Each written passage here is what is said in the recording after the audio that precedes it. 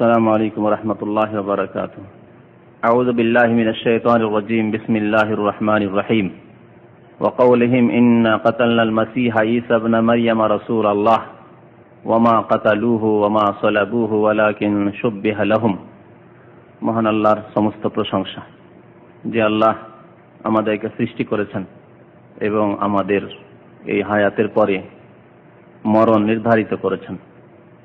দরুদ ও সালাম নাযিল হোক প্রিয় নবী মুহাম্মদুর রাসূলুল্লাহ সাল্লাল্লাহু আলাইহি সাল্লামের উপর, যিনি সৃষ্টির সেরা হওয়া সত্ত্বেও সৈয়দুল মুরসালিন, রাসূল আম্বিয়াদের সরদার নেতা হওয়া সত্ত্বেও, সর্বোত্তম ব্যক্তি হওয়া সত্ত্বেও তার কাছেও মরণ এসেছে।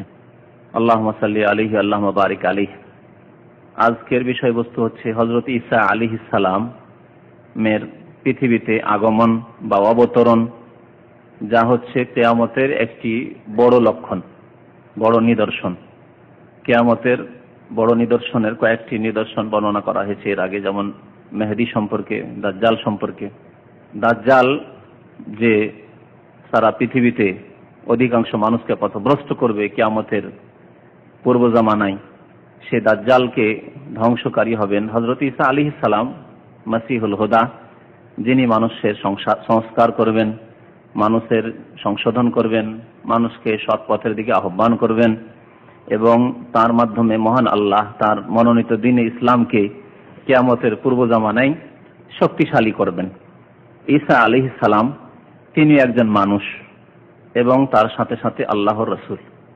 ঈসা আলাইহিস সালামের যখন জন্ম হয় বিনা বাবায়, মায়ের গর্ভে আসেন, মায়ের গর্ভ থেকে ভূমিষ্ঠ হন, বাবা নেই। তখন সেই যুগের লোকেরা সাধারণ অবস্থায় অসাধারণ কথা শুনলে মানুষের বিশ্বাসযোগ্য অনেকের হবে না, তাই অনেকে সন্দেহ পোষণ করে এবং সমালোচনা করতে থাকে যে এই ছেলে কোত্থেকে আসলো, যে মহিলার বিয়ে হয়নি, শাদী হয়নি, তার পেট থেকে ভূমিষ্ঠ কি করে ছেলে হতে পারে? অথচ মনে করা হচ্ছে যে এই মহিলা পুত পবিত্র সতী নারী, কোথা থেকে? সেই সময় আল্লাহ রাব্বুল আলামিন বাকশক্তি খুলে দিয়েছিলেন হযরত ঈসা আলাইহিস সালামের। এই কথা কোরআনে কারীমে সূরা মারইয়ামে উল্লেখিত হয়েছে। আল্লাহ রাব্বুল আলামিনের ইলহাম হয় ঈসা আলাইহিস সালামের মাকে যে তুমি ইঙ্গিত করো ছেলের দিকে। ইঙ্গিত করলেন, লোকেরা যখন সমালোচনা করতে লাগলো তখন ইঙ্গিত করলেন ছেলের সাথে কথা বলো। তখন তিনি বলেছেন কালা ইন্নী আব্দুল্লাহ। ঈসা আলাইহিস সালাম বলেছেন আমি আল্লাহর বান্দা। আতানি আল কিতাব, আমাকে আল্লাহ কিতাব দান করবেন। ওয়াজআলানি নবিয়্যা, এবং আমাকে নবুয়ত দান করবেন, নবী করবেন আমাকে। ওয়াজআলানি মুবারাকান আইনামা কুনতু ওয়া আওসানি বিস সালাতি ওয়াজ যাকাতি মা দুমতু হাইয়্যা, এবং যেখানে আমি থাকি না কেন আল্লাহ আমাকে বরকতময় করবেন। এবং আমাকে আল্লাহ আদেশ দান করেছেন বিস সালাতি ওয়াজ যাকাত, নামাজের, সালাতের এবং যাকাতের। তাহলে নামাজ প্রাচীন যুগের ইবাদত।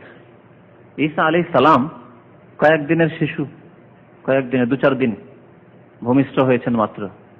আল্লাহ যে তার মুখে বাকশক্তি খুলে দিচ্ছেন, কথা বলছেন ওয়াউসানি বিস সালাতি ওয়াজ যাকাত, আল্লাহ আমাকে সালাত এবং যাকাতের ওসিয়ত করেছেন, উপদেশ দান করেছেন, আদেশ দান করেছেন। সুতরাং নামাজ ছাড়া কোনো মানুষ সৎ হতে পারে না, নামাজ ছাড়া কোনো মানুষ মুসলিম হতে পারে না, চিরসত্য কথা। তো যাই হোক, বিষয়বস্তু হচ্ছে হযরত ঈসা আলাইহিস সালামের আগমন।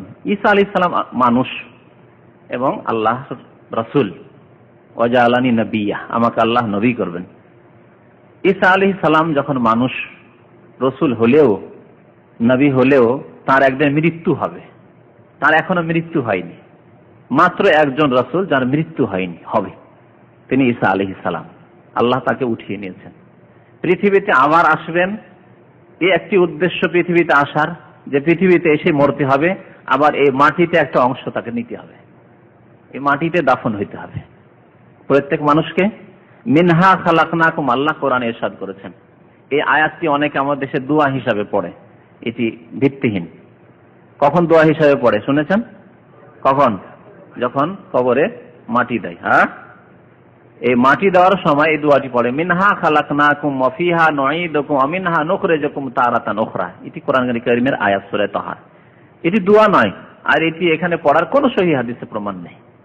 এটি মানুষ খেয়াল খুশি আমাদের মুরব্বীরা এক শ্রেণীর আলেমরা বিদাতি আলেমরা শিখিয়ে দিয়েছে। এই প্রসঙ্গে আয়াত মহান আল্লাহ কি ইরশাদ করেছেন এই আয়াতে, মিনহা খালাকনাকুম, আমি মানুষকে এই থেকে সৃষ্টি করেছি। কি থেকে? মাটি থেকে, আরদ জমিন থেকে, এই মাটি থেকে সৃষ্টি করেছি। ওয়াফিহা নুঈদুকুম, আর তোমাদেরকে আমি এই মাটিতেই কি করে দেব? ফিরিয়ে দেব। ওয়া মিনহা নুখরিজুকুম, আর এই মাটি থেকে তোমাদেরকে উদ্গত করব, বের করব। কবর থেকে, কবর ফেটে উঠবে সিংহায় ফুৎকার হলে, আর মানুষ উঠে পড়বে। ওয়া মিনহা নুখরিজুকুম, এই মাটি থেকে আবার তোমাদেরকে বের করব, তারাতান উখরা, পুনরায় আবার বের করব। মাটি থেকে সৃষ্টি, মাটিতে ফিরিয়ে দেওয়া, আর মাটি থেকে আবার বের করা হবে, উদ্গত করা হবে।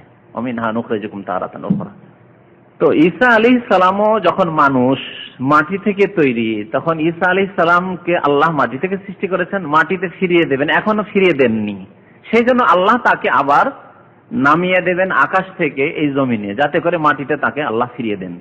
ওয়াফিহা নুঈদুকুম, তারপরে আবার অন্যান্যরা যেমন যখন সিংহায় ফুৎকার হবে মাটি থেকে উঠবে, উঠে হাশরের ময়দানে বিচার দিবসে উপস্থিত হবে, তেমনি ঈসা আলাইহিস সালাম উপস্থিত হবেন। তো ঈসা আলাইহিস সালামের আকাশ থেকে নেমে আসা, অবতরণ, এটি একটি কিয়ামতের বড় লক্ষণ।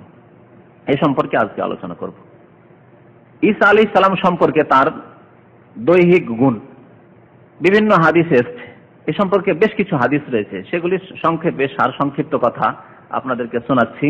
তার সম্পর্কে হাদিসে এসেছে যে মারবুউল কামা, অর্থাৎ তিনি মধ্যগোছের মানুষ হবেন, খুব উঁচাও না আর বেঁচেও না, খাটো মানুষও না।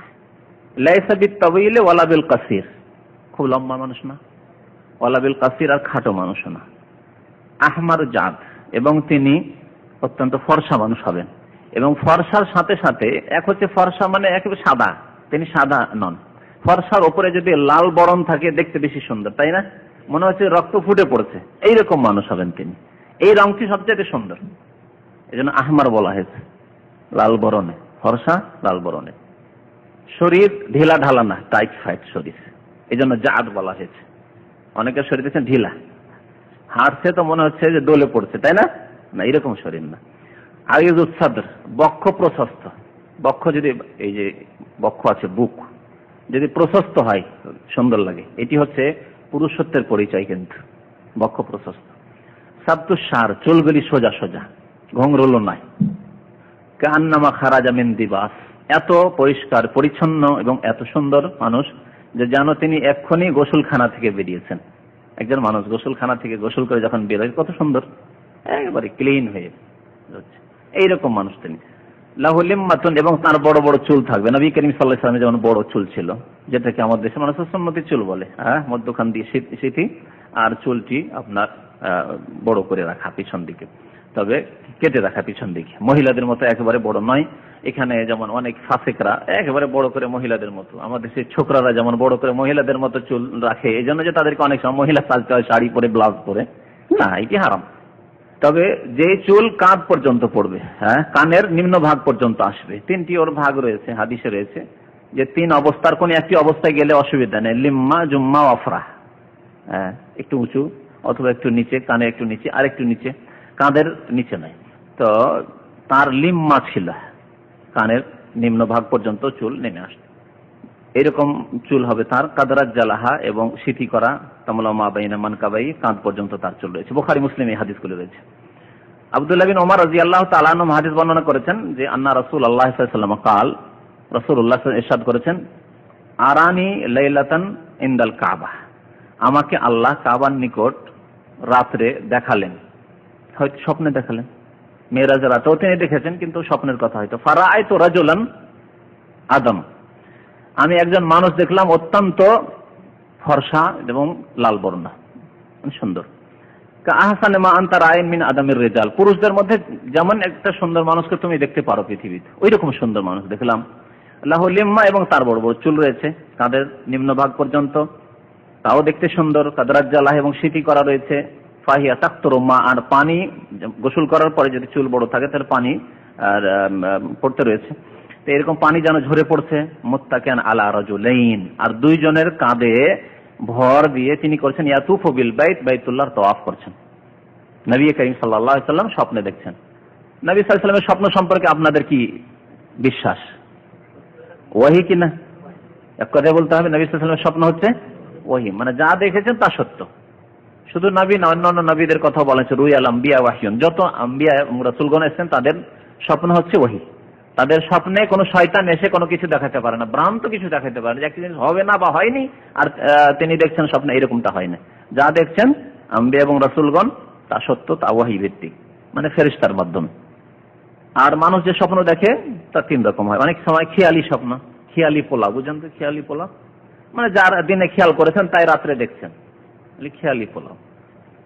আর এগুলোকে আহলাম বলা, আজগাস আহলাম, এর কোনো বিবরণ নেই। আর এক স্বপ্ন হচ্ছে শয়তানের পক্ষ থেকে, আর এক স্বপ্ন হচ্ছে ফেরেশতাদের পক্ষ থেকে। তাহলে মুমিন মানুষ তিন রকমের যে কোনো একরকম স্বপ্ন দেখতে পারে। পক্ষান্তরে আম্বিয়া এবং রাসূলগণ স্বপ্ন দেখেন সমস্ত আল্লাহর পক্ষ থেকে ফেরেশতাদের মাধ্যমে, সুতরাং তা হচ্ছে ওয়াহি।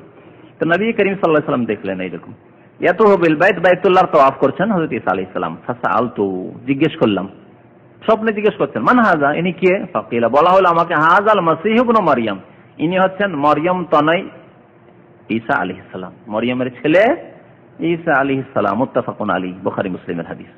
তো এতে কিছু বয়ান এসছে, বিবরণ এসছে দৈহিক অবয়ব হযরত ঈসা আলাইহিস সালামের।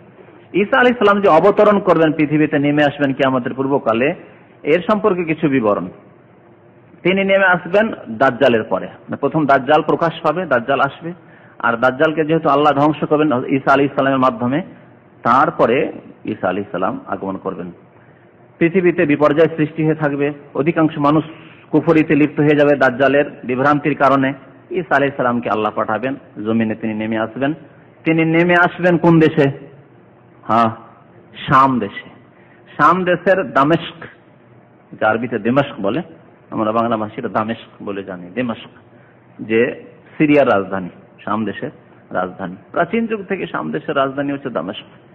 উমাইয়া গোত্রের যুগ থেকে, মানে 30 বছর খেলাফতে রাশেদা যে থেকেছে, তারপরে মুআবিয়া রাদিয়াল্লাহু তাআলা আনহুর যুগ থেকেই এই দিমাশক শহর, আর এই দিমাশক শহর তখন থেকে রাজধানী। তো এই দামেস্ক শহরের পূর্ব দিকে আল মানারাতুল বায়দা, অর্থাৎ সাদা মিনারা। মিনারা তো বুঝেন না, এই যে মসজিদের মিনারা রয়েছে, সাদা মিনারা, প্রসিদ্ধ মিনারা রয়েছে, সেখানেই তিনি অবতরণ করবেন আকাশ থেকে। ওয়াদিআন কাফাইহি আলা আজনিহাতি মালাকাইন, দুই ফেরেশতার কাঁধে ভর দিয়ে আকাশ থেকে নেমে আসবেন। দুই ফেরেশতার কাঁধে ভর দিয়ে আকাশ থেকে তিনি অবতরণ করবেন। তার উপর রঙিন সুন্দর চাদর থাকবে, মানে চাদর তার কাঁধে থাকবে।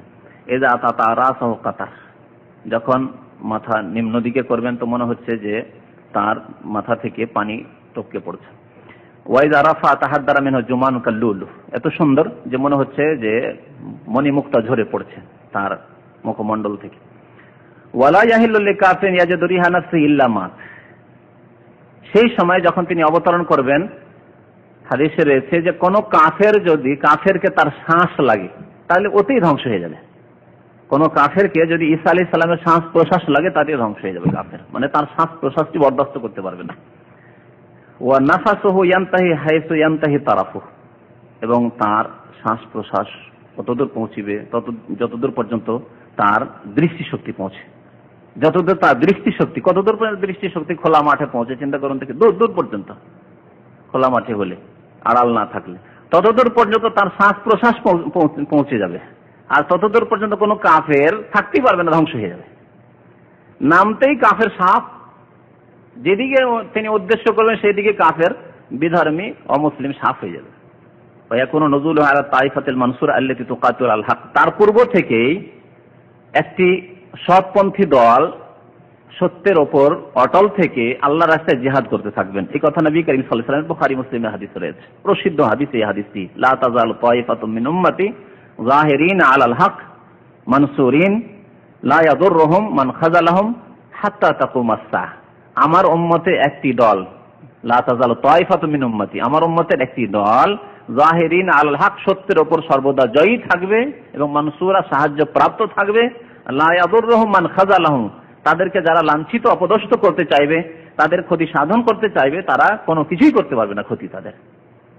নবী সাল্লাল্লাহু আলাইহি ওয়াসাল্লাম বলেছে একটি দল সবসময় সত্যের উপর জয়ী থাকবে, এটা সর্বদাই। কিন্তু এমন একটা যুগ হবে না যে এই যুগে এই ইসলামিক দল নেই, এমনটা হবে না। আর ইসলামিক দলের মানে এই না যে কোনো একটি সংগঠন, এই কথা ভাববেন না কোনো কেউ, কিন্তু না ব্যক্তি পর্যায়ে কেউ ভাববেন যে এরকম কোন পৃথিবীতে সংগঠন আছে যে সেই সংগঠন সম্পর্কে নবী সাল্লাল্লাহু আলাইহি ওয়াসাল্লাম বলেছেন, আর না সেই এর কথা বলেছেন যে আমির আর তার জামাত রয়েছে। কারণ আজকাল পৃথিবীতে যেসব জামাতগুলি কায়েম হচ্ছে সেই সব জামাতগুলি সবাই এই দাবি করছে যে আমরা হচ্ছে ওই সত্য দলটি। যে কোনো জামাত, ময়দানে যতগুলি জামাত রয়েছে, হয়তো এক দল হয়তো জেহাদে তৎপর, আর এক দল হয়তো নামাজ রোজা শিক্ষা দেওয়াতে তৎপর, সুফিয়ানা কাজকর্ম শিক্ষা দেওয়ায় তৎপর, আর এক দল হয়তো আপনার রাজনৈতিক দিক থেকে শক্তিশালী হওয়ার দিক দিয়ে তৎপর আছে না পৃথিবীতে। বিভিন্ন দল তো দেখতে পাচ্ছেন। কিছু দল আছে যাদের কর্ম হচ্ছে, আসল লক্ষ্য উদ্দেশ্য হচ্ছে মানুষকে নামাজ শিখাও, দাড়ি চাড়াও, আর কিছু জিকির শিখাও, আর এইগুলি কাজ হচ্ছে কিছু দলের। আর কিছু দলের কাজ হচ্ছে যে না, রাজনীতি প্রথম তো গদি দখল করো, ক্ষমতা নাও, তাহলে ডান্ডা দিয়ে পিটিয়ে সবকে সোজা করে দেবো বদমাশিদেরকে, তাই না? তো এরকম একটি দল আছে। আর কিছু দল আছে যারা হয়তো আকিদার পরিশুদ্ধির কাজ করছে, আর সত্যি হওয়া উচিত সেটি। আর কিছু দল আছে যারা শুধু বলছে যে না, আসল হচ্ছে জিহাদের ক্ষেত্রে কিন্তু তাদের মধ্যে ভুল ভ্রান্তি আছে, ভ্রান্ত ধারণা আছে। একটি জিহাদি দলের কথা বলছি, আমার এক বাংলাদেশি ভাই এসে বলছেন যে তার কিছু ভক্তরা আছে ঢাকাতে, আর তারা বলছে যে আমাদের আমির হচ্ছে কোথায়, জর্ডনে। সে ভ্রান্ত দল, জিহাদের দোহাই পাচ্ছে, তারা জিহাদ করার জন্য প্রস্তুতি নিচ্ছে বলছে, কিন্তু তাদের ভ্রান্ত আকীদা যে তাদের আমির হবে কুরাইশ থেকে, আর তাদের আমির বাংলাদেশে তারা, আর তাদের আমির হচ্ছে আধ্যাত্মিক আমির হচ্ছে জর্ডনে। এইভাবে ভ্রান্ত দল অনেক পৃথিবীতে আছে, আর বিভিন্ন দেশে বিভিন্ন ভ্রান্ত দল আছে। একটি দল আছে যে আমরা মুসলিমিন, আমাদের নাম হচ্ছে মুসলিমিন, আমরা জামাতুল মুসলিমিন, আর আমাদের আমির আছে, আর তাদের আমির পাকিস্তান থেকে শুরু হয়েছে, আর এই দল এখন বাংলাদেশে দেখা যাচ্ছে, ভারতেও দেখা যাচ্ছে, বিভিন্ন দেশে দেখা যাচ্ছে। এইভাবে কত দল, এমনকি কাদিয়ানি থেকে শুরু করে কবর পূজা রেজবি আর যতগুলি পীরের তরিকা আছে, সবাই বলে যে আমরা হচ্ছে ওই দল, যে দল সম্পর্কে নবী সাল্লাল্লাহু আলাইহি ওয়াসাল্লাম বলেছেন যে আমার উম্মতে সর্বদা ওই দলটি থাকবে যারা সত্যের উপর জয়ী থাকবে। যত পীরদের দল রয়েছে সবাই বলে আমরা সেই দলটি। বুঝতে পারছেন না? এইগুলি দল নাই, আর এই উদ্দেশ্য নাই কিন্তু দল থেকে উদ্দেশ্য যারা কোরআন এবং সুন্নাহ মোতাবেক কাজ করবে, তারা ছিটিয়ে ছড়িয়ে থাক না কেন, বিভিন্ন দেশে অল্প অল্প করে আছে, এক জায়গায় পাবেন না কোথাও খুঁজে, প্রত্যেক দেশে আছে অল্প স্বল্প করে, আর তাদের লক্ষ্য উদ্দেশ্য এক, কোরআন এবং সুন্নাহর আলোকে। নাম বিভিন্ন হতে পারে, নাম নাও হতে পারে, কাজ করে যাচ্ছে তারা সত্যের পথে, কোরআন এবং সুন্নাহ মোতাবেক, আল্লাহ রাসূলের তরিকা মোতাবেক কাজ করে যাচ্ছে। এই দলটি সম্পর্কে নবী সাল্লাল্লাহু আলাইহি ওয়াসাল্লাম ভবিষ্যৎবাণী করেছেন, আর প্রত্যেকটি যুগে থাকবে এই দল, এমনকি কিয়ামত পর্যন্ত। যখন কিয়ামতের পূর্ববর্তী দাজ্জাল এসে অসংখ্য মানুষকে গোমরাহ করে ফেলেছে, তখনও সেই দলটি থাকবে। ওই দলটি যেখানে আল্লাহর রাস্তায় জিহাদে লিপ্ত, দাজ্জাল এবং দাজ্জালের অনুসারীদের বিরুদ্ধে, তাদের সাথে হওয়ার জন্য ঈসা আলাইহিস সালাম নেমে আসবেন। ঈসা আলাইহিস সালাম তাদের সাথে হবেন। তো তাই বলছেন যে এখনো নজুল আলা তাইফাতিল মানসুরা আল্লাতী তুকাতিল আলাল হক, সত্যের উপর জয়ী হয়ে যারা লড়াই করবেন, যে দলটি, সেই দলটি থাকবেন ওই সময় তার ইস্তেকবালের জন্য, তাকে তার ইস্তেকবাল করবেন, তাকে অভিনন্দন জানাবেন এবং সাথে নেবেন। ও তখন মুস্তামিদ লিকাতালি দাজ্জাল, দাজ্জালের বিরুদ্ধে যে জিহাদ করতে হবে জন্য তারা প্রস্তুতি নিচ্ছেন, প্রস্তুতি চলছে দাজ্জালের বিরুদ্ধে জিহাদের জন্য। সেই সময় হযরত ঈসা আলাইহিস সালাম নেমে আসবেন, তাদের সাথে হবেন। আর যে সময় নেমে আসবেন তিনি আকাশ থেকে, সেই সময়টি হবে নামাজের সময়। ফায়ানজিল ওয়াক্তা ইকামাতিস সালাহ, নামাজের একামত হতে যাচ্ছে, ওই সময় এসে মসজিদে পৌঁছবেন, একামত হতে যাচ্ছে। তখন সবাই বলবেন যে আপনি নামাজটা পড়েন। ঈসা আলাইহিস সালামকে এর আগে দাজ্জালের যখন বিবরণ এসেছিল তখন এই হাদিসটি পেশ করেছিলাম। তো নামাজ পড়াতে বলবেন, তখন তিনি কি বলবেন? বলবেন না, নামাজ আমি পড়াবো না। নামাজ কে পড়াবে? তোমাদের মধ্যে যে ইমাম রয়েছেন তিনি নামাজ পড়াবেন, আমি মুক্তাদি হয়ে নামাজ পড়বো। যিনি নামাজ পড়বেন তিনি কে? ইমাম মেহেদী। মেহেদী সম্পর্কে এই হাদিসটি রয়েছে, এর আগে মেহেদীর আলোচনায় বলা হয়েছে। হযরত ঈসা আলাইহিস সালাম যে আকাশ থেকে নেমে আসবেন, এর দলিল কোরআনে কারীমে রয়েছে। কোরআনে কারীমে দুইটি আয়াত রয়েছে, সূরা নিসা এবং সূরা যুখরুফ। আর হাদিস, প্রচুর হাদিস রয়েছে, যে হাদিসগুলি মুতাওয়াতির পর্যন্ত, মানে বহু হাদিস রয়েছে, যে হাদিসগুলি অস্বীকার করা হচ্ছে গুমরাহির শামিল। কোরআনে কারীম আল্লাহ রাব্বুল আলামিন সম্পর্কে ইরশাদ করেছেন, একটি আয়াত হচ্ছে সূরা যুখরুফের আয়াত। মহান আল্লাহ ইরশাদ করেছেন, ওয়ালাম্মা যুরিবা ইবনু মারইয়ামা মাসালান, যখন মারইয়ামের পুত্র ঈসা আলাইহিস সালামের দৃষ্টান্ত, উদাহরণ বা ঘটনা বর্ণনা করা হলো, তার কথা বর্ণনা করা হলো, কাদেরকে? ইহুদিদেরকে। এখানে ইহুদিদের প্রসঙ্গ উল্লেখ করা হয়েছে। এযা কওমুকা মিনহু ইয়াসুদ্দুন, ইহুদিরা ঈসা আলাইহিস সালাম সম্পর্কে চরম অপরাধের কথাবার্তা বলে থাকে, এবং ইহুদিরাই ঈসা আলাইহিস সালামকে হত্যা করার জন্য তারা ঝাঁপিয়ে পড়েছিল, কিন্তু আল্লাহ রাব্বুল আলামিন ঈসা আলাইহিস সালামকে উঠিয়ে নিয়েছিলেন।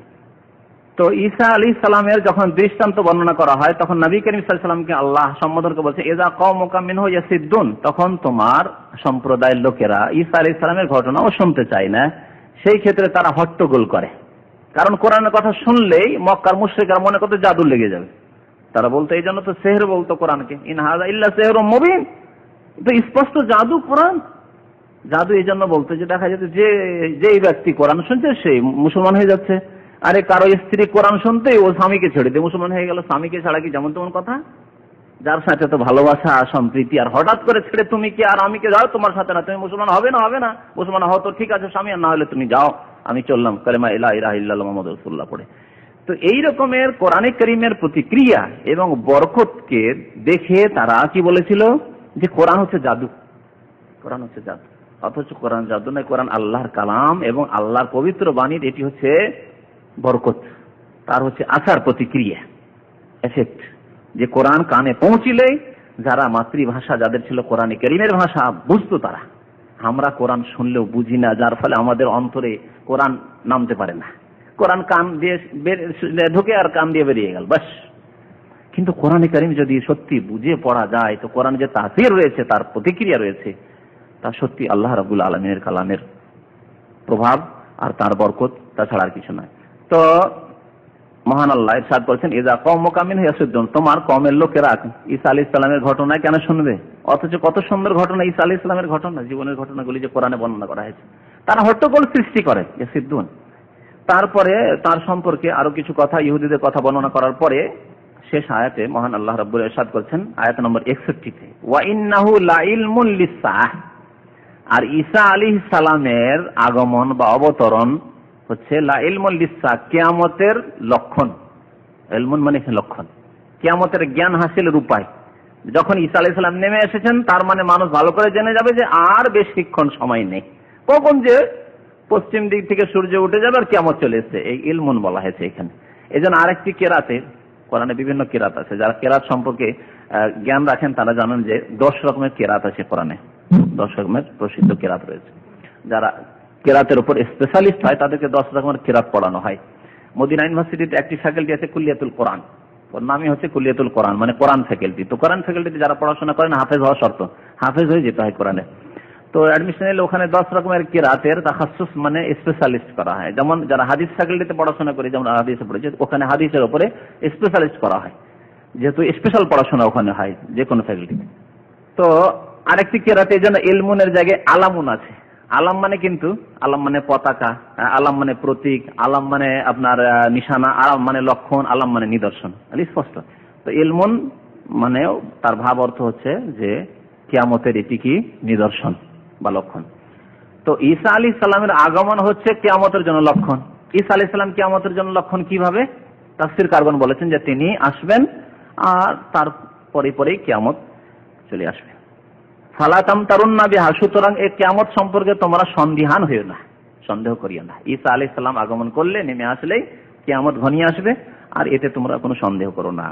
ওয়াত্তাবিউনি, আল্লাহ রাসূল সাল্লাল্লাহু আলাইহি ওয়াসাল্লামকে আল্লাহ বলেন যে তুমি বলো যে আমার অনুসরণ করো, হাযা সিরাতুম মুস্তাকিম, ইহাই সহজ সরল পথ।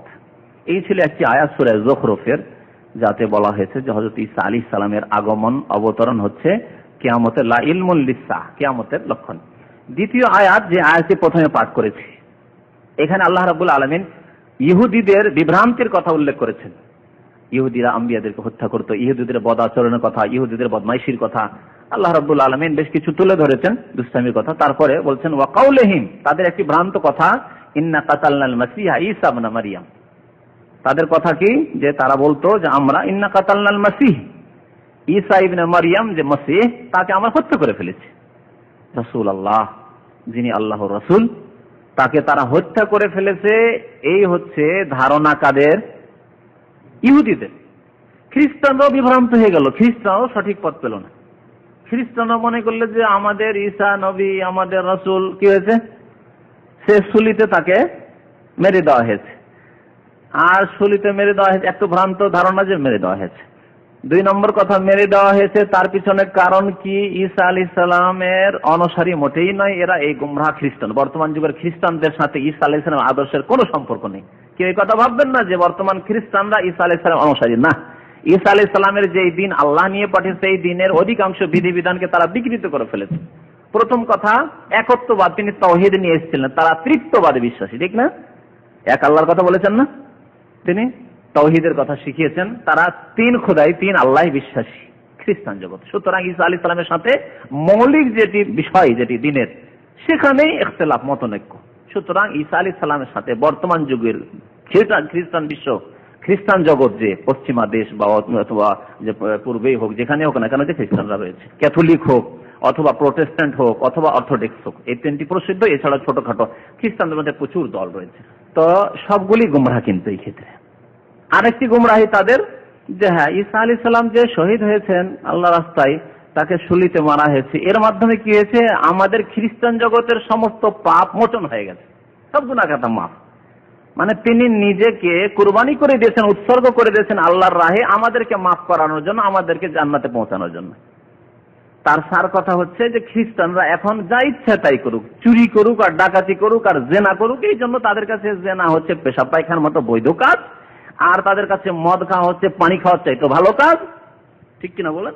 আজকে খ্রিস্টান জগতে পশ্চিমা দেশগুলিতে মদের ব্যবহার পানির চাইতে বেশি হয়, বিনা বাড়াবাড়িতে। মনে রাখবেন, এই পরিসংখ্যানগুলি পড়ে দেখেন যদি ওইসব দেশের যা লেখা হচ্ছে বিভিন্ন সূত্রে, তাহলে বুঝতে পারেন যে কি অবস্থায় তারা ধ্বংসের শেষ কিনারায় পৌঁছে গেছে।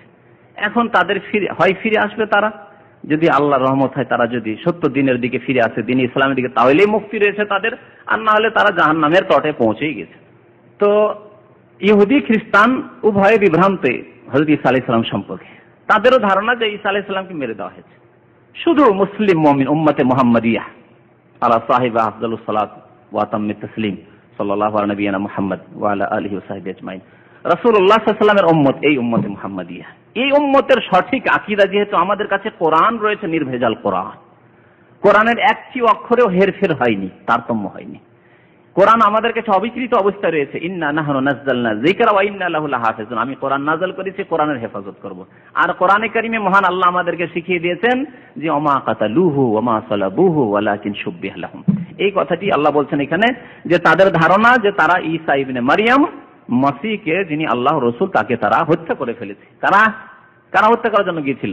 ইহুদিরা। আর এই ভ্রান্ত ধারণায় বিশ্বাসী হয়েছে এ গুমরাহ পথভ্রষ্ট খ্রিস্টানরা।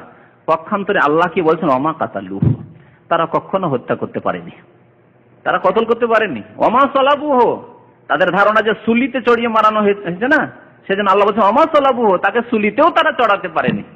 ওয়ালাকিন শুববিহা লাহুম, তারা ধাঁধাই পড়ে গেছিল। কি হয়েছিল? ঈসা আলাইহিস সালাম আত্মগোপন করার জন্য বা শত্রুরা তাকে হত্যা করার জন্য আসছিল, তখন বাঁচার জন্য, আত্মরক্ষার জন্য একটি ঘরে ঢুকে পড়েছেন। যখনই ঘরে ঢুকে পড়েছেন, আল্লাহ রাব্বুল আলামিন ঈসা আলাইহিস সালামকে আকাশে উঠিয়ে নিয়েছেন। আর যেই বড় শত্রুটি প্রথম এসে ঢুকেছিল যে আমি ঈসাকে মারবো, ইহুদি, সেই ইহুদিকে আল্লাহ ঈসা আলাইহিস সালামের সাদৃশ্য বানিয়ে দিয়েছিলেন, ওই রকম আকার দান করে দিয়েছেন। ওয়ালাকিন শুববিহা লাহুম। পরে যে সব দুষ্ট লোকেরা আসলো ঈসা আলাইহিস সালামকে মারার উদ্দেশ্যে, তারা দেখলো এই তো ঈসা, ওই যে প্রথম দুষ্ট, যে বড় দুষ্ট যে ঢুকেছিল, তাকে ঈসা মনে করে এই মারধর শুরু করলো, আর তারপরে তাকে সুলিতে চড়িয়ে দিল। আর ইহুদিরা ভাবলো ইন্না কাতালনাল মাসিহা ঈসা ইবনে মারইয়াম রাসূলুল্লাহ, আমরা মসিহ ঈসা ইবনে মারইয়ামকে হত্যা করে ফেলেছি। কোরআনে কারীম আল্লাহ রাব্বুল আলামিন তাদের এই বদআকিদা, ভ্রান্ত ধারণার খণ্ডন করছেন। ওমা কাতালুহু ওয়া মা সালাবুহু ওয়ালাকিন শুববিহা লাহুম। তারপরে আল্লাহ কি বলছেন? বাল রাফাআহুল্লাহু ইলাইহি, বরং আল্লাহ তাকে তার দিকে, নিজের দিকে, মানে তার দিকে মানে উপরে, আকাশে আল্লাহ তাকে কি করেছেন? উঠিয়ে নিয়েছেন। রাফাআহ, উঠিয়ে নিয়েছেন আল্লাহ রাব্বুল আলামিন। ওয়া কানা আল্লাহু আলিমান হাকীমা, ওয়া কানা আল্লাহু আজিজান হাকীমা। আল্লাহ রাব্বুল আলামিন হিকমত জানেন যে কেন উঠিয়েছেন, আর কখন আল্লাহ রাব্বুল আলামিন পাঠাবেন, কি উদ্দেশ্যে, এবং তিনি সর্বজয়, তাকে কেউ হারাতে পারে না। এই জন্য তারা এইভাবে যে ঝাঁপিয়ে পড়েছিল ঈসা আলাইহিস সালামকে মারার জন্য, তারপরেও মারতে পারলো না। আজিজ, আল্লাহ রাব্বুল আলামিন সর্বজয়ী, আজিজ মানে সর্বজয়ী, হাকিম, এবং তিনি হিকমত ভালো জানেন যে কাকে কিভাবে হেফাজত করতে হবে। কেন আল্লাহ রাব্বুল আলামিন আকাশে উঠালেন তাকে, মুহাম্মদ রাসূলুল্লাহকে উঠালেন না, অন্য কোন নবীকে উঠালেন, আল্লাহ হিকমত জানেন। তারপরের আয়াতে মহান আল্লাহ 159 নম্বর আয়াত সূরা নিসা, শেষ আয়াত। সেই আয়াতে আল্লাহ স্পষ্ট আরেকটি কথা বলেছেন, যা দ্বারা আরো স্পষ্ট হয় যে ঈসা আলাইহিস সালাম আবার নেমে আসবেন পৃথিবীতে। এর আগের আয়াত দ্বারা জানলাম যে বার রাফাহুল্লাহ, আল্লাহ উঠিয়ে নিয়েছেন। যখন উঠিয়ে নিয়েছেন আল্লাহ ফেরাবেন, উঠিয়ে নেওয়া হয়েছে ফেরাবেন, কারণ তিনি মানুষ। আর মানুষকে আল্লাহ চিরকাল আকাশে রাখবেন না। মানুষ সম্পর্কে আল্লাহ কি বলেছেন, মিনহা খালাকনাকুম ওয়া ফিহা নুঈদুকুম, আবার ফিরিয়ে দেবো। তো ফেরানোর জন্য তো পৃথিবীতে পাঠাইতে হবে। সে সার্কুলার তো আপন জায়গায় ঠিক আছে। তাহলে এই দিক দিয়েও তাফসীর কারগণ বলেছেন যে বার রাফাহুল্লাহ ইলাইহি দ্বারাও প্রমাণ হয় যে তিনি আবার আসবেন পৃথিবীতে। উপরন্তু এই আয়াত শুনুন, ওয়া ইন্না মিন আহলিল কিতাবে ইল্লা লা ইউমিনুন্না বিহি ক্বাবলা মাউতিহি, ওয়া ইন্না মিন আহলিল কিতাবে ইল্লা লা ইউমিনান্না বিহি ক্বাবলা মাউতিহি। আহলি কিতাবদের মধ্যে এমন কোন গোষ্ঠী থাকবে না, এমন কোন দল থাকবে না, এমন কোন ব্যক্তি থাকবে না যে ঈসা আলাইহিস সালামের প্রতি বা যারা ঈসা আলাইহিস সালামের প্রতি ঈমান নিয়ে আসবে না। অর্থাৎ প্রত্যেক আহলি কিতাব, আহলি কিতাব কাকে বলে? ইহুদি অথবা খ্রিস্টান। বর্তমান ইহুদি খ্রিস্টান যারা আছে বা ভবিষ্যতে আসবে, পৃথিবীতে এমন কোন ইহুদি, এমন কোন খ্রিস্টান হবে না যে ঈসা আলাইহিস সালামের প্রতি ঈমান নিয়ে আসবে না। সেই যুগে, যে যুগে ঈসা আলাইহিস সালাম অবতরণ করে আসবেন, প্রত্যেকেই কালেমায়ে শাহাদাত আশহাদু আল্লা ইলাহা ইল্লাল্লাহ ওয়া আশহাদু আন্না মুহাম্মাদান আবদুহু ওয়া রাসূলুহু পড়ে মুহাম্মদ সাল্লাল্লাহু আলাইহি ওয়াসাল্লামের রিসালাতের সাক্ষ্য দান করবেন। কারণ সেই সময় যে নেমে আসবেন ঈসা আলাইহিস সালাম, তিনি রাসূল হয়ে আসবেন না, তিনি শেষ রাসূল মুহাম্মদ সাল্লাল্লাহু আলাইহি ওয়াসাল্লামের উম্মতি হয়ে আসবেন, উম্মত হয়ে আসবেন। যখন তিনি তার উম্মত হয়ে আসবেন, তখন দাওয়াত দিবেন কিসের? কালেমা লা ইলাহা ইল্লাল্লাহ মুহাম্মাদুর রাসূলুল্লাহর দাওয়াত দিবেন। আর সমস্ত আহলি কিতাব, ইহুদি খ্রিস্টান যখন দেখবে যে আমাদের এতদিন পর্যন্ত ধারণা তো সব মিথ্যা ছিল, আরে আমরা মনে করতাম ইহুদিরা ভাববে, তখন খ্রিস্টানদের উপর স্পষ্ট হয়ে উঠবে যে আমরা কোনখানে ছিলাম রে বাপ, আমরা এতদিন মনে করতাম যে ঈসা আলাইহিস সালামকে সুলিতে চড়িয়ে দেওয়া হয়েছে। ইহুদিরা ভাববে যে আমাদের পূর্বপুরুষরা ঈসা আলাইহিস সালামকে মেরে দিয়েছে, এই কথা ভাবতাম। সব তো ভ্রান্ত কথা। তিনি তো আবার নেমে এসেছেন। যখন তিনি নেমে আসবেন পৃথিবীতে, লা ইউমিনান্না বিহি ক্বাবলা মাউতিহি, ঈসা আলাইহিস সালামের ইন্তেকালের পূর্বে তারা তার প্রতি ঈমান নিয়ে আসবে। এর দ্বারা জানতে পারলাম যে ঈসা আলাইহিস সালামের মওত হবে। এখনো মওত হয়নি, মওত হবে। কারণ যদি এটি তা আগের কথা হতো, তাহলে তারা ঈমান নিয়ে আসেনি। কোথায়? আহলে কিতাব ইহুদি খ্রিস্টান কি ঈসা আলাইহিস সালামের প্রতি ঈমান নিয়ে এসেছিল? ইহুদিরা মারার জন্য এসেছিল, তাই না? তাহলে তার ইন্তেকাল হবে কিয়ামতের কাছাকাছি সময়, এবং ইন্তেকালের পূর্বে সারা বিশ্বের ইহুদি খ্রিস্টান জগৎ তাদেরকে ঈমান নিয়ে আসতে হবে, বাধ্য হবে ঈমান নিয়ে আসতে। তখন দেখবে যে উপায় নাস্তিক, আর কোনো উপায় নেই ঈমান নিয়ে আসা ছাড়া সত্য দিনের উপর। এই সম্পর্কে নবী করিম সাল্লাল্লাহু আলাইহি ওয়াসাল্লামের একটি হাদিস আছে, এই প্রসঙ্গে আপনাদেরকে স্মরণ করিয়ে দিই। কি বলেছেন নবী সাল্লাল্লাহু আলাইহি ওয়াসাল্লাম? লা ইয়াবকা আলা যাহরিল আরদ, পৃথিবীতে এমন কোন বাড়ি অবশিষ্ট থাকবে না, বাইতু মাদারিন ওয়ালা ওয়াবার, কাঁচা বাড়ি হোক আর পাকা বাড়ি, পাকা বিল্ডিং ওয়ালা বাড়ি হোক অথবা কাঁচা বাড়ি হোক। এমনকি কাঁচা বাড়ি ওয়াবার বলা হয় যেগুলি খেমা তৈরি করা হয়, খেমা তৈরি করে বেদুইনরা, সেগুলিকেও বলা হয়। কাঁচা বাড়ি হোক আর পাকা বাড়ি হোক, যে কোনো বাড়ি, একটা গরিবের বাড়ি হোক আর পয়সাওয়ালার বাড়ি হোক, প্রত্যেক বাড়িতে কি হবে? ঘরে ঘরে কি হবে? ইল্লা আদখালাহুল্লাহু কালিমাতাল ইসলাম, ইসলামের কালিমা। ইসলামের কালিমা কি? লা ইলাহা ইল্লাল্লাহ মুহাম্মাদুর রাসূলুল্লাহ। এই কালিমা আল্লাহ তাদের ঘরে কি করে দেবেন? প্রবিষ্ট করে দেবেন, ঢুকিয়ে দিবেন, তাদের ঘরে ঘরে পৌঁছে যাবে। প্রত্যেকটি ঘরে, পশ্চিম থেকে পূর্ব, সারা পৃথিবীতে ঘরে ঘরে উচ্চারিত হবে লা ইলাহা ইল্লাল্লাহ মুহাম্মাদুর রাসূলুল্লাহ, কালিমা উচ্চারিত হবে। নবী করিম সাল্লাল্লাহু আলাইহি ওয়াসাল্লামের সহিহ হাদিস। এই আয়াত, এই প্রশ্ন ইল্লা লা ইউমিনান্না বিহি ক্বাবলা মাউতিহি, যখন সারা বিশ্বের ইহুদিরা মুসলমান হয়ে যাবে, কালিমা লা ইলাহা ইল্লাল্লাহ তা হতে হবে, তাদের ঘরে ঘরে কালিমা লা ইলাহা ইল্লাল্লাহর ধ্বনি উচ্চারিত হবে। আর খ্রিস্টানরাও সেই যুগে মুসলমান হয়ে যাবে। আর বাকি থাকবে কে? বাকি যে পত্তলিক আছে, পত্তলিক তো অত্যন্ত দুর্বল তাদের মন। সবচাইতে মন দুর্বল কাদের? যারা পত্তলিক, যারা মুশরিক। নিঃসন্দেহে ইহুদি খ্রিস্টান মুশরিক, কিন্তু ওর চাইতে বড় মুশরিক হচ্ছে, মানে বেশি দেবী দেবতার পূজা করে কারা? যারা পত্তলিক। যে কোনো জিনিস দেখলেই পূজা শুরু করে, আর ওরা যে কোনো জিনিস দেখেই ভয় করে, তাই না? এই জন্য সাপকেও দেবতা মনে করে ওরা, দেখলে একটা এঁদুর দেখলেও দেবতা মনে করে, বুঝছেন? সবকিছুকে দেবতা মনে করে। সব ঈমান নিয়ে আসবে সারা পৃথিবীর মানুষ, সারা পৃথিবীতে ইসলাম শক্তিশালী হবে, ইসলাম প্রতিষ্ঠিত হবে। এই ছিল আল্লাহ রাব্বুল আলামিনের বাণী যে ইল্লা লা ইউমিনুন্না বিহি ক্বাবলা মাউতি ওয়া ইয়াউমাল কিয়ামাতি ইয়াকুনু আলাইহিম শাহীদা। আর কিয়ামতের দিনে ঈসা আলাইহিস সালাম তাদের উপর সাক্ষ্য দান করবেন, কারা ঈমান নিয়ে এসেছে, কারা ঈমান নিয়ে আসেনি, মানে আগের যারা, বা যারা তৃতীয়বাদে বিশ্বাসী হয়েছে, ঈসা আলাইহিস সালাম এক তাওহীদের কথা শেখালেন, ঈসা আলাইহিস সালাম ভবিষ্যৎবাণী করলেন, শেষ নবী মুহাম্মদুর রাসূলুল্লাহ সাল্লাল্লাহু আলাইহি ওয়াসাল্লামের তারা গ্রাহ্য করলো না, তারা অস্বীকার করলো। তো এই বিপক্ষেও সাক্ষী দেবেন আর সপক্ষেও সাক্ষী দেবেন। ওয়া ইয়াউমাল কিয়ামাতি ইয়াকুনু আলাইহিম শাহীদা, তিনি সাক্ষ্য দান করবেন আল্লাহ রাব্বুল আলামিনের দরবারে। নবী সাল্লাল্লাহু আলাইহি ওয়াসাল্লামের কিছু হাদিস, অনেক হাদিস রয়েছে ঈসা আলাইহিস সালামের অবতরণ সম্পর্কে। একটি হাদিস আবু হুরায়রা রাদিয়াল্লাহু তাআলা আনহু আপনাদেরকে শোনাই, বুখারী মুসলিমের হাদিস মুত্তাফাক আলাইহি। আবু হুরায়রা রাদিয়াল্লাহু তাআলা আনহু বলেন, ক্বালা রাসূলুল্লাহ সাল্লাল্লাহু আলাইহি ওয়াসাল্লাম, রাসূলুল্লাহ সাল্লাল্লাহু আলাইহি ওয়াসাল্লাম ইরশাদ করেছেন, ওয়াল্লাযী নাফসি বিয়াদিহি, সেই আল্লাহর শপথ করে বলছি যার হাতে আমার জীবন রয়েছে।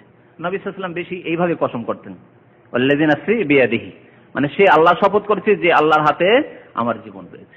এটি হচ্ছে নবী সাল্লাল্লাহু আলাইহি ওয়াসাল্লামের সুন্নাত। এই ক্ষেত্রে সুন্নাত মনে রাখতে হবে। আর আল্লাহ ছাড়া অন্যের শপথ করা শিরক, এই কথাও মনে রাখতে হবে। আজকাল অনেক মুসলিম আছে যারা আল্লাহ ছাড়া অন্যের শপথ করে, নবী সাল্লাল্লাহু আলাইহি ওয়াসাল্লামের কসম না করে অন্য তরিকায় কসম করে। আজকে এক লোক টেলিফোনে জিজ্ঞেস করছে যে কোন একটি ঘটনা হয়েছে, চুরির ঘটনা হয়েছে, তো কসম করাবে, তো আল্লাহর কসম করতে চাইছে।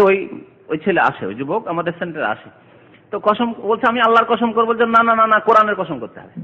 কত জাহেল মূর্খ মানুষরা, আল্লাহ, কোরআন কার বাণী? আল্লাহর বাণী। তাহলে আল্লাহর কসমের উপর সন্তুষ্ট হচ্ছে না, কোরআনের কসমের উপর সন্তুষ্ট। কেমন জাহেলদের কথা, মূর্খদের কথা। এ হচ্ছে মূর্খ সমাজ। কোরআনের কসম করো কিন্তু আল্লাহর কসম জানে না, তারা মূর্খ সমাজ। একটি উদাহরণই দিলাম যে কি অবস্থা, মানে সুন্নত মোতাবেক কসম না খেয়ে কেমন বিদাতি তরিকায় কসমকে মানুষ বিশ্বাস করছে, কিন্তু সুন্নতের কসম বিশ্বাস করবে না। দেখেছি আমরা, যদি কেউ ছেলের কসম করে, ছেলের কসম খায়, স্বামীর কসম খায়, কোনো ঝগড়া লেগেছে বা কিছু হচ্ছে, একটা তর্ক বিতর্ক, স্বামীর গায়ে হাত দিয়ে কসম খাচ্ছে, ছেলের মাথায় হাত দিয়ে কসম করছে, ও খুব বিশ্বাস। আর আল্লাহর কসম হাজারবার খেলেও কসম বিশ্বাস করবে না। আমাদের দেশের মহিলারা এইরকমই, এই ইমান তাদের। আল্লাহর কসম করলে একেবারে বিশ্বাস করবে না। আমাদের দেশে জাহিলি কথা আছে, সত্য খাও আর মিথ্যা খাও, কসম খাও আল্লাহ, মানে মিথ্যা হইলেও আল্লাহর কসম খাও। মানে আল্লাহর কসম মিথ্যা খেলে অসুবিধা নাই, কিন্তু ছেলের মাথায় হাত দিয়ে কসম যদি আল্লাহর খায় তাহলে তার ছেলে মরে যাবে। স্বামীর শরীরে হাত দিয়ে যদি স্বামীর কসম খেয়ে নেয় তাহলে স্বামী মরে যাবে, তাহলে বিধবা হয়ে যাবে। এগুলি হচ্ছে অন ইসলামিক আকিদা, বদ আকিদা মুসলিম সমাজ। তো নবী সাল্লাল্লাহু আলাইহি ওয়াসাল্লাম কি বলছেন, ওয়াল্লাযী নাফসি বিয়াদি, সেই আল্লাহ শপথ করে বলি যে আল্লাহর হাতে আমার জীবন রয়েছে। লা ইউশিকান আন ইয়ানজিলা ফিকুম ইবনু মারইয়াম, অচিরেই তোমাদের মাঝে ইবনে মারইয়াম, মারইয়ামের পুত্র ঈসা আলাইহিস সালাম অবতরণ করবেন। হাকামান আদলান, বিচারপতি হয়ে, রাষ্ট্রনেতা হয়ে, হাকামান রাষ্ট্রনেতা হয়ে তিনি হাকিম হবেন, সারা বিশ্বের রাজত্ব করবেন তিনি। আর আদলান এবং ন্যায় পরায়ণ বিচারক হবেন তিনি। আর কি, ফায়াকসিরুস সালিব, তিনি সুলিকে চুরমার করে দেবেন, সুলিকে ভেঙে দিবেন। সুলি দেখছেন না, এই যে রেড ক্রস, আজকে সারা বিশ্বে রেড ক্রস কি? হ্যাঁ, আসসালিবুল আহমার, ওর আরবি হচ্ছে আসসালিবুল আহমার। মুসলিম দেশগুলিতে রয়েছে রেড ক্রিসেন্ট, এই চাঁদ। আর অমুসলিম দেশে কি? Red cross. এই সুলি কোত্থেকে আসলো? ওই ঈসা আলাইহিস সালামকে সুলিতে মারা হয়েছে, আর ওখান থেকে রেড ক্রস, মানে আপনার ওই অ্যাম্বুলেন্স গুলিতে রেড ক্রস থাকছে। আর এর পূজা করছে, এই সুলির তারা পূজা করছে। সুলি দেখবেন খ্রিস্টানরা অনেকে সুলি, সোনা বা চাঁদির সুলি তৈরি করে গলাতে মালা ঝুলিয়ে রাখে। তাদের লেবাস পোশাক, এই অমুসলিম দেশ থেকে যে লেবাস পোশাকগুলি আসে, অনেক লেবাস পোশাক মুসলিম দেশে আসছে, সুলি ছাপানো আছে, আর মুসলমান করছে না, জায়েজ নয়। যখনই দেখবেন যে সুলি ছাপ রয়েছে, হারাম আপনার জন্য সেই লেবাস পরা, যেহেতু শিরক কুফরি, তারা সুলির পূজা করছে। আরো মজার কথা হচ্ছে যে খ্রিস্টানরা সুলির পূজা করছে। কত ভ্রান্ত, কত গুমরা এরা। যদি সুলিতেই ঈসা আলাইহিস সালামকে শহীদ করা হয় আর ঈসা আলাইহিস সালামের সাথে তোমাদের মহব্বত ভালোবাসা থাকে, তাহলে সুলি তোমাদের শত্রু হওয়া উচিত ছিল। কি করে সুলির পূজারী তোমরা হয়ে গেলে? কি করে সুলির পূজারী? শত্রু নয়? আমাদের নবীকে শহীদ করলো যেই সুলি, তার সেই সুলির পূজা শুরু হয়ে গেল। পূজা কেন? যে 7 খুন মাফ, খ্রিস্টানদের 7 খুন সবকিছু মাফ। এই সুলিতে যদি ঈসা আলাইহিস সালাম না চড়তেন তাহলে মাফ হইতো না, সেই জন্য সুলির পূজা করে এই খ্রিস্টান ভ্রান্তরা। তো ঈসা আলাইহিস সালাম কি করবেন? ফায়াকসিরুস সালিব, সুলিকে চুরমার করে দিবেন।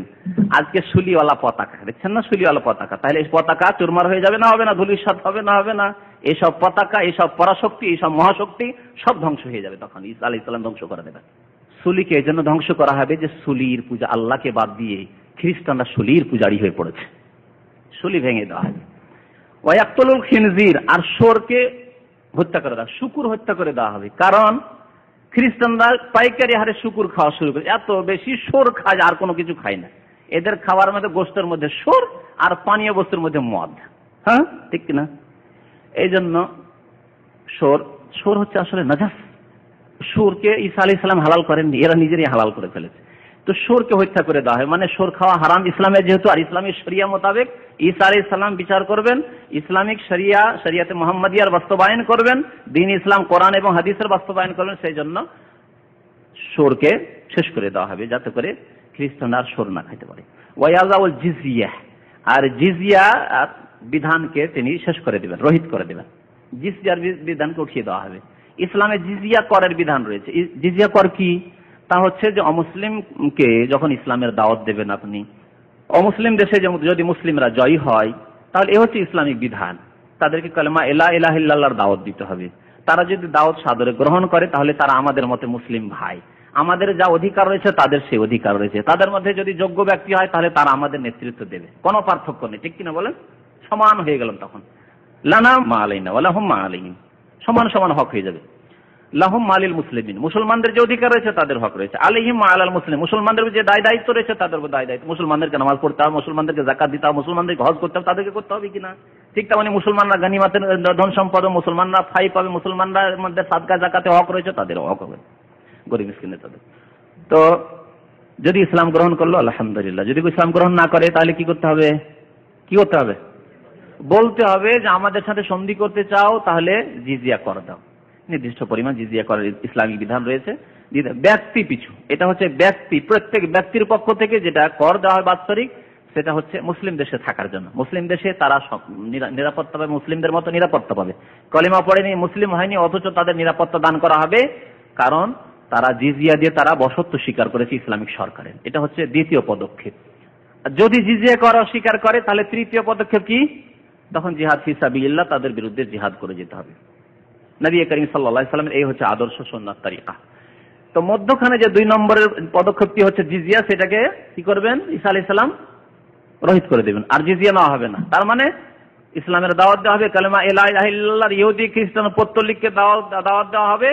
যদি দাওয়াত কবুল করে তো আলহামদুলিল্লাহ, সে মুসলিম হয়ে গেল। যদি কবুল না করে, তাহলে তাদের বিরুদ্ধে তখন জিহাদ ফি সাবিলিল্লাহ হবে। এই জন্য ওয়ায়াদাউল জিজিয়া, বুখারী মুসলিম শরীফের হাদিস, জিজিয়াকে স্থগিত করে দেওয়া হবে, জিজিয়া অফ করে দেওয়া হবে। ইউফিজুল মাল, আর ধন সম্পদের এত প্রাচুর্যতা হবে, অভাব আর দেখা দেবে না। দেখেন ওর লক্ষণ দেখা যাচ্ছে আজকে। যারা একটু বয়স্ক মানুষ, 40 বছরে পৌঁছেছেন, তারা ভালো করে জানেন যে তারা বাল্য জীবনে দেখেছেন কেমন মানুষের কাছে পয়সা থাকতো, পকেটে দেখেছেন পয়সা থাকতো না, মানুষের কাছে অল্প পয়সা থাকতো। আর আজকাল প্রত্যেকের পকেটে পয়সার অভাব নেই। তো এটা আরো, এর প্রাচুর্যতা আরো বেড়ে যাবে ধীরে ধীরে। আর এত ধন সম্পদের প্রাচুর্যতা হবে যে নবী করিম সাল্লাল্লাহু আলাইহি ওয়াসাল্লাম বলছেন ওয়ায়াফিজুল মাল, ধন সম্পদ বহে পড়বে। বহে পড়া তো বুঝছেন না, পানির মতো বহে পড়বে, বন্যার পানির মতো বহে পড়বে। যেখানে সেখানে ধন সম্পদ, টাকার পয়সা, রাস্তাঘাটে এত ধন সম্পদ হয়ে যাবে। হাত্তা লা ইয়াকবালাহু আহাদ, যাকাত দিতে যাবে, যে আমি যাকাত দেবো, সাদকা দেব, তো খুঁজবে, গরিব মিসকিন খুঁজবে, আর মনে করবে একটি লোকের কাপড় টাপড় একটু পুরনো পুরনো মনে হচ্ছে, তো একটু সাদকা দিই, যাকাত, ভাই এই টাকাটা নাও। বলছে না না না, আজকে নেবো না, যে কালকে পরশু কিছুদিন আগে দিলে নিতাম, এখন আর প্রয়োজন নেই, আমার নেবো না, আমার কাছে যথেষ্ট পয়সা আছে। অস্বীকার করে দেয়।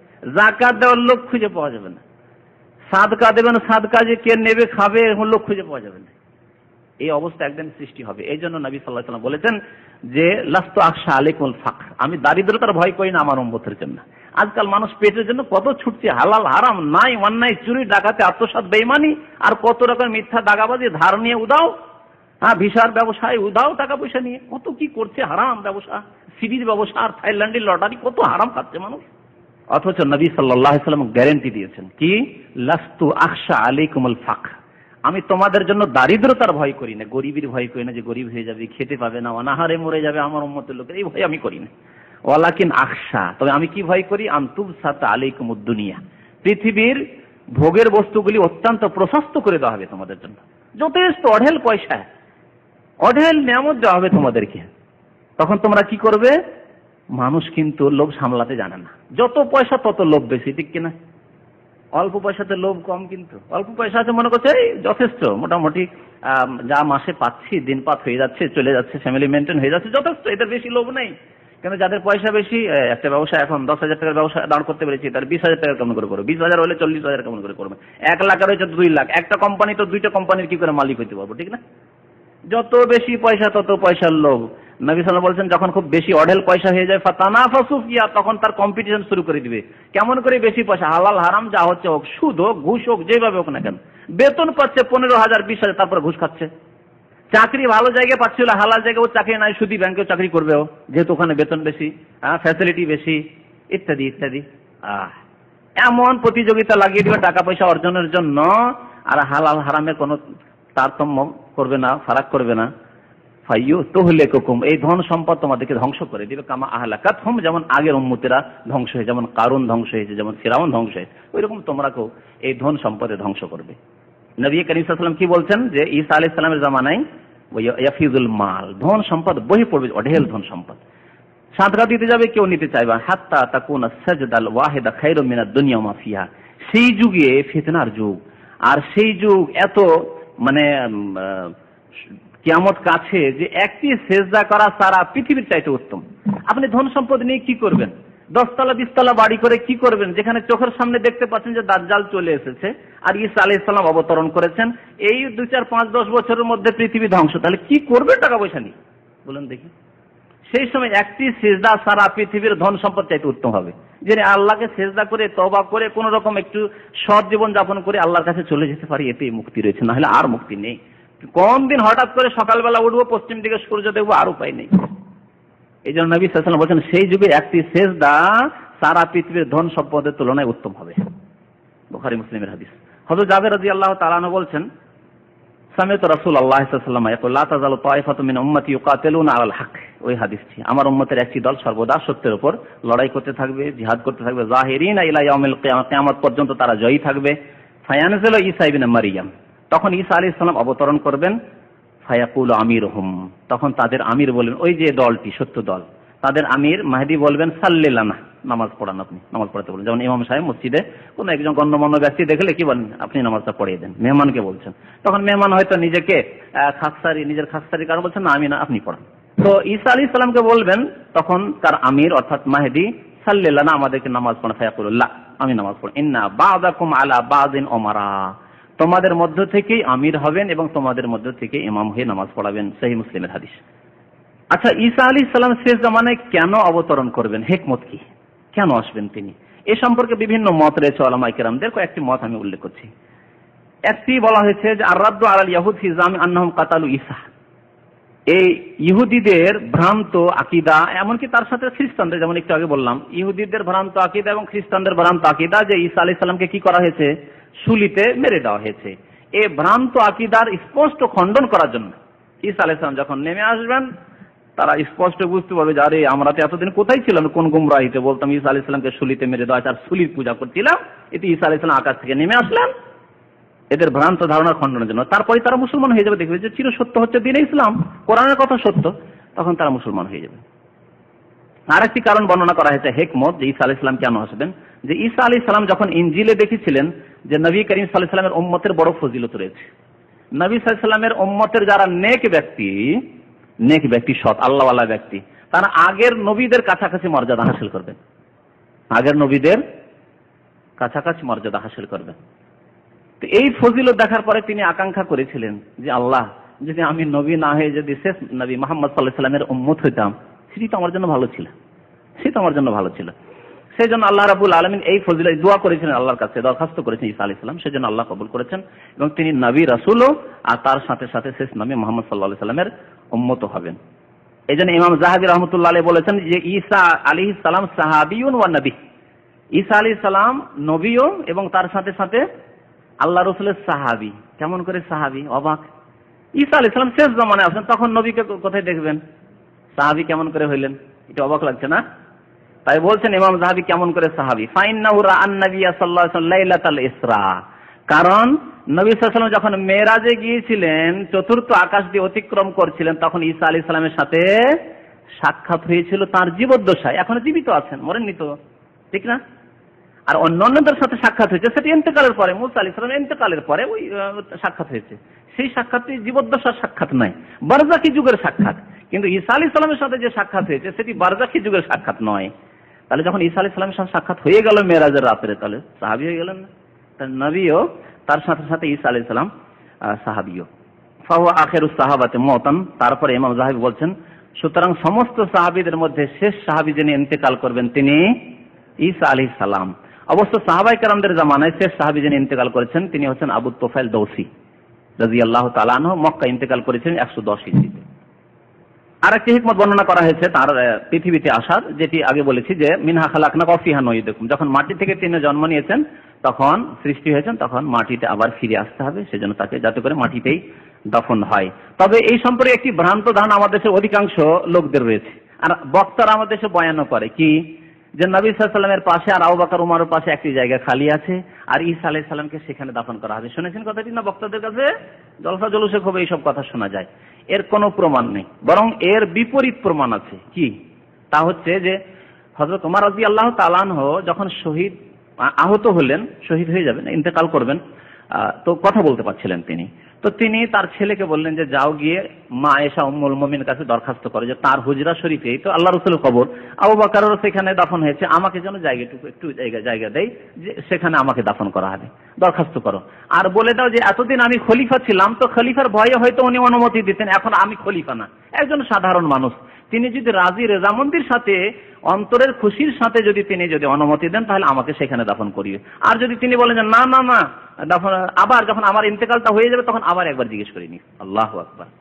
ওমর রাদিয়াল্লাহু তাআলা বলছেন, এখন আমি বেঁচে আছি, চক্ষু লজ্জা করতে পারি বা ভাবতে পারি এখনো তো তিনি আমার খলিফা, খলিফার আনুগত্য করতে হবে, আনুগত্য করা ফরজ, আমার যখন মওত হয়ে যাবে তখন তার আমি খলিফা থাকবো না। আবার গিয়ে হুজরা পর্দার আড় থেকে জিজ্ঞেস করে নেবে মা আয়েশা রাদিয়াল্লাহু তাআলা আনহাকে যে এখন কি আমার আব্বাকে দাফন করতে পারি, যদি তিনি অনুমতি দেন তাহলে আমাকে দাফন করিও। আর না হয় গিয়ে ওই বাকিতে, যাকে আমরা জান্নাতুল বাকি অনেকে বলি না, বাকির কবরস্থানে, মদিনার কবরস্থানে সাধারণ মুসলমানদের যেখানে কবর আছে সেখানে গিয়ে আমাকে দাফন করে দিও।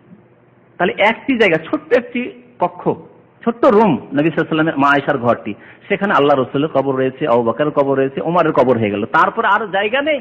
এইজন্য মা আয়েশা বলছেন যে যদি আমার পক্ষে সম্ভব হইতো ওমর না নিতেন অনুমতি, তাহলে আমার আকাঙ্ক্ষা ছিল যে আমার স্বামীও সেখানে রয়েছেন আর আমার আব্বাও রয়েছেন, তাদের পাশে আমার যাতে করে কবরটি হয়। কিন্তু এই সুযোগটি আর আমি পেলাম না যখন ওমর রাদিয়াল্লাহু তাআলা সেই জায়গাটুকু নিয়ে নিলেন। তাহলে কি বোঝা গেল? আর কোনো জায়গা খালি সেখানে নেই। সুতরাং বক্তাদের এই কথা ভ্রান্ত কথা যে একটি জায়গা খালি আছে আর সেখানে করে হযরত ঈসা আলাইহিস সালামকে দাফন করা হবে। ঈসা আলাইহিস সালামের যুগে বরকত দেখা যাবে আর ধন সম্পদের প্রাচুর্যতা দেখা যাবে, এই সম্পর্কে আলোচনা হয়ে গেছে। ঈসা আলাইহিস সালাম, শেষ বিষয়টি যেটি, যে ঈসা আলাইহিস সালাম পৃথিবীতে আসার পরে কত বছর রাজত্ব করবেন এবং কত বছর তিনি জীবিত থাকবেন, জানা আছে সম্পর্কে কিছু? 40 বছরের একটি হাদিস রয়েছে, আরেকটি হাদিসে 7 বছর। দুই হাদিসের সমন্বয় হচ্ছে যে 33 বছর বয়সে তাকে উঠিয়ে নেওয়া হয়েছে। আর কিয়ামতের পূর্ব মুহূর্তে যে তিনি আসবেন কিয়ামতের লক্ষণ হিসাবে, তখন 7 বছর সারা পৃথিবীতে ইসলামিক রাজত্ব হবে, ইসলামিক রাষ্ট্র হবে, আর তিনি সেই সারা বিশ্বের ইসলামিক রাষ্ট্রের নেতৃত্ব দান করবেন 7 বছর। এই মোট 40 বছর তার বয়স হবে। এই সম্পর্কে দুই রকমের হাদিস রয়েছে। একটি হাদিসে রয়েছে যে 7 বছর, যেমন হযরত আব্দুল্লাহ বিন আমর বিন আস বর্ণনা করেছেন, ফায়াবাসুল্লাহ ঈসা ইবনে মারইয়াম, ঈসা আলাইহিস সালামকে আল্লাহ পাঠাবেন, সুম্মা ইয়ামকুসু ফিন নাস, মানুষের মাঝে তিনি 7 সিনিন, 7 বছর থাকবেন, লাইসা বাইনা ইসনাইন আদাওয়া, এমন যুগ হবে ভালোবাসা সম্প্রীতির যুগ আর শান্তির যুগ, যে দুইজনের পৃথিবীতে কোনো জায়গায় শত্রুতা থাকবে না, এত শান্তির যুগ হবে। তারপরে পৃথিবী ধ্বংস হবে, মুসলিম শরীফের হাদিস। আর আরেকটি হাদিস মুসনাদ আহমদের, আবু দাউদের, তাতে রয়েছে ফায়ামকুসু ফিল আরদি 40 সানাহ, তিনি পৃথিবীতে 40 বছর বসবাস করবেন, সুম্মা ইউতাওয়াফা, তারপরে ইন্তেকাল হবে, ওয়া ইউসাল্লি আলাইহিল মুসলিমুন, মুসলমানরা তার জানাজা পড়বেন। এই দুইটি হাদিসের সমন্বয় আপনাদের সামনে উল্লেখ করলাম যে 33 বছর আগে তিনি জীবন যাপন করেছেন, তারপরে আল্লাহ উঠিয়ে নিয়েছেন তাকে, আর পরে এসে 7 বছর পৃথিবীতে থাকবেন। আল্লাহ রাব্বুল আলামিন আমাদের যেন গুনাহ খাতা মাফ করে দেন, আমাদেরকে নেক আমলের যেন তৌফিক দান করেন, আমাদেরকে আমাদের মৃত্যুর পূর্বে কালেমা লা ইলাহা ইল্লাল্লাহ মুহাম্মাদুর রাসূলুল্লাহর অন্তর থেকে শাহাদাত দান করে আমাদেরকে যেন মৃত্যু মুখে পতিত হওয়ার আল্লাহ তৌফিক দান করেন। আল্লাহ রাব্বুল আলামিন আমাদেরকে দুনিয়াতেও যেন সুখী রাখেন, আল্লাহ আমাদেরকে পরকালে যেন সুখী হওয়ার তৌফিক দান করেন। আল্লাহ রাব্বুল আলামিন আমাদের যারা বেঁচে রয়েছেন তাদের গুনাহ খাতা মাফ করে দিয়ে আগামীতে নেক আমলের যেন বেশি তৌফিক দান করেন। আল্লাহ আমাদের মধ্যে থেকে যারা মারা গেছেন তাদের গুনাহ খাতা যেন আল্লাহ মাফ করে দেন, আল্লাহ যেন তাদের কবর আযাবকে দূর করে দেন, আল্লাহ তাদের জাহান্নাম থেকে মুক্তি দান করেন। আল্লাহ রাব্বুল আলামিন তাদেরকে যেন জান্নাতুল ফিরদাউস দান করেন, তাদেরকে হালাল রুজি দান করেন। আমিন। সাল্লাল্লাহু আলাইহি ওয়া সাল্লাম মুহাম্মদ ওয়া আলা আলিহি ওয়া সাহবিহি।